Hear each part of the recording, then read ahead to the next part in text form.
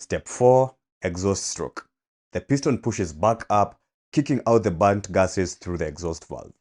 And then, the cycle repeats over and over and over, thousands of times per minute. The closing and opening of valves to let in air and fuel or let go of exhaust gases is controlled by the camshaft, which is spun by the crankshaft.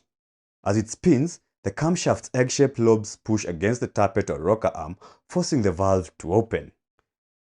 That downward push opens the valves, letting air and fuel in, or exhaust gases out, depending on whether it's the intake or exhaust valve. When the cam lobe rotates away, the pressure is released and the valve spring takes over, snapping the valve shut and sealing the combustion chamber. In short, camshaft opens the valve, spring closes it. This perfect dance happens thousands of times per minute, keeping your engines breathing smoothly.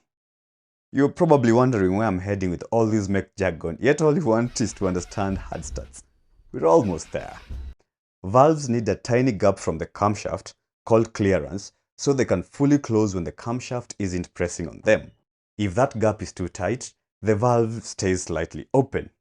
When that happens, compression leaks out of the cylinder at the compression stage of combustion. And without strong compression, the fuel-air mixture won't ignite properly. The result? Hard starts. Simply put, tight valve clearance equals weak compression, and weak compression equals hard starts.